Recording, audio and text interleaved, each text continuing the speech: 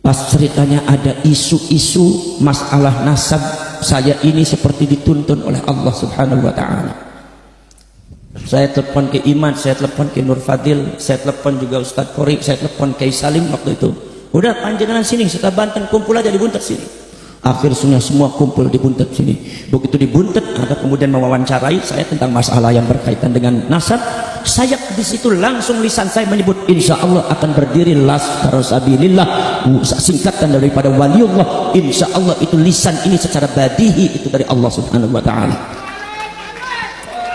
Begitu ada masalah kasus pengasuhan makam, masalah Ba'alib mencuat, kemudian ada para ulama, para kiai merapat kepada saya, ingin saya ada di depan.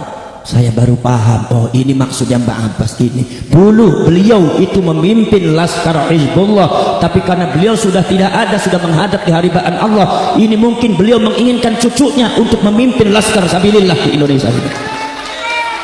Maka akhirnya saya terima, saya pijakannya kuat. Saya bilang dengan catatan, pegang kebenaran. Siapapun di antara anda yang megang kebatilan, kepentingan pribadi masing-masing, saya yakin akan dijauhkan oleh Allah Subhanahu wa Ta'ala.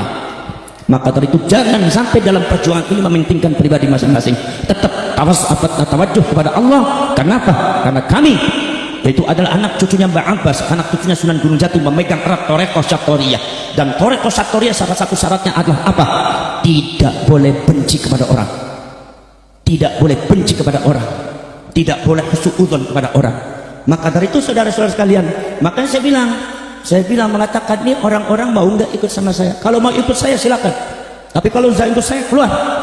Tapi kalau semua ikut saya harus berani memegang kebenaran. Kalau anda masih tetap dalam pengen kebakilan dan mancal-mancal, nggak usah ikut sama saya.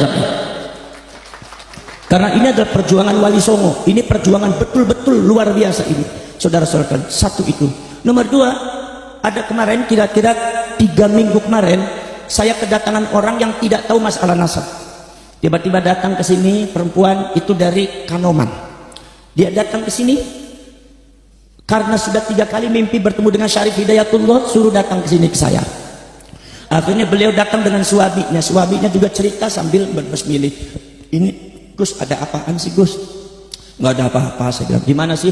Ini kok Sunan Gunung Jati Syarif Hidayatullah itu mimpi nemuin saya 3 kali Gus. Jadi saya takut, makanya saya itu mencari rumahnya sampean di sini.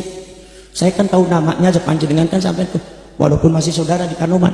Akhirnya beliau datang ke sini sambil bicara, sambil bibirnya bergetar, Gus, Syarif Hidayatullah itu memanggil sampean.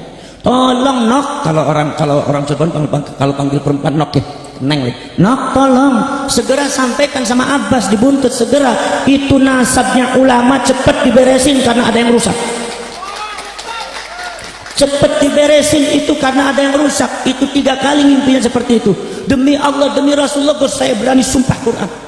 Itu ada apa Gus? Saya bilang udah nggak ada apa-apa, biasalah perjuangan Wali Songo. Nanti saya benarilah nasabnya barangkali itu. Nah, isyarat dari kedua itu adalah sebagai pijakan saya.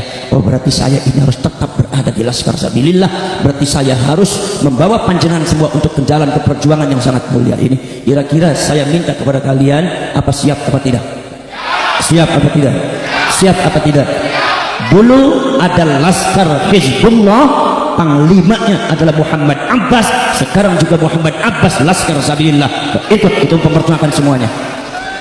Maka dari itu saudara-saudara sekalian, saya mohon maaf kepada saudara-saudara kalau seumpama ini apanya serba terbatas, karena ini memang gayanya ya gaya santrian lah, gaya santri lah. Jadi enggak makanya saya bilang, Gus, kenapa enggak ada santunan dari pemerintah? Karena pemerintah sekarang mendekati politik pemilu, takut nanti suudzon lagi sampeannya.